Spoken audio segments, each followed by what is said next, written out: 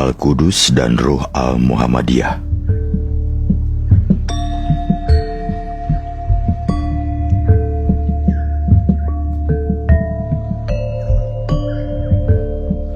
Anda mungkin pernah bertanya-tanya, mengapa wajah Rasulullah Muhammad tidak bisa atau tidak boleh digambar? Alasan yang muncul kadang karena pada saat itu belum ada fotografi, sehingga gambarnya tidak mungkin tepat. Kalau hanya ini alasannya, jelas kurang tepat. Karena pada masa nabi-nabi yang lain juga belum ada teknik foto dan tidak dipermasalahkan gambar-gambar para nabi dan wali yang ada. Kalau kita melihat banyak kitab dan buku yang ada, penggambaran Allah dan Nabi Muhammad diilustrasikan dengan cahaya yang terang menderang. Inspirasi dari ilustrasi cahaya tersebut sebenarnya berasal dari Quran surat Al-Nur tentang nur ilahi.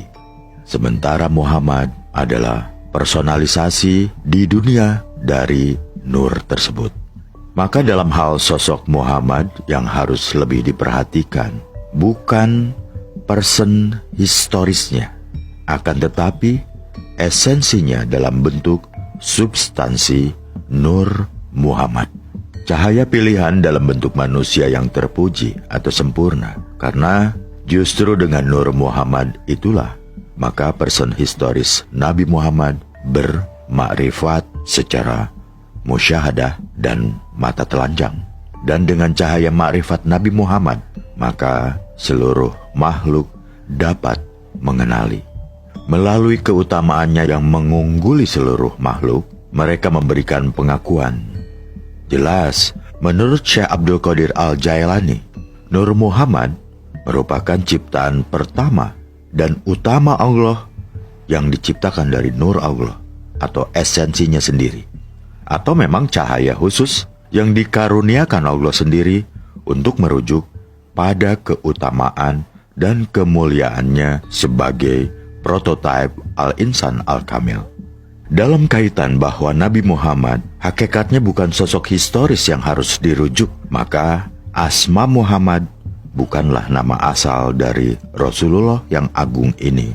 Muhammad adalah nama dunianya, di mana-mana aslinya sejak kecil adalah Ahmad, sosok yang penuh dengan keterpujian.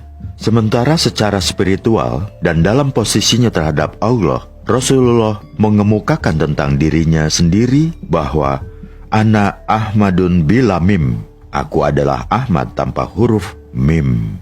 Artinya adalah dirinya tidak lain penyandang nama Ahad.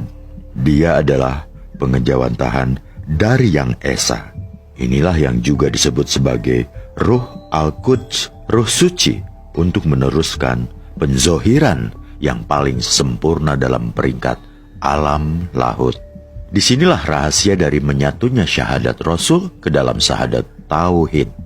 Dan inilah jawaban mengapa sejak Adam menghuni surga, di gerbangnya sudah terdapat tulisan syahadat Rasul ini.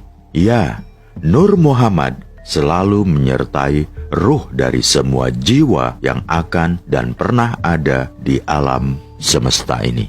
Ini pula kunci rahasia mengapa semua nabi yang pernah ada memohon kepada Allah agar dijadikan sebagai umat Muhammad SAW. Nur Muhammad dalam Sufisme Syekh Abdul Qadir Al-Jailani disebut juga dengan sebutan Ruh Muhammad yang diciptakan dari cahaya ketuhanan, Nurun ala Nurin. Ruh Muhammad merupakan realitas gaib yang menjadi inti segala penciptaan. Oleh karenanya, kadang ia disebut dengan Nur, Ruh, Kalam, terciptanya dari perkataan kun dan akal, God spot atau titik Tuhan dalam akal kecil manusia. Ia merupakan realitas yang memiliki banyak nama menurut fungsi dan dari sudut mana kita memandang.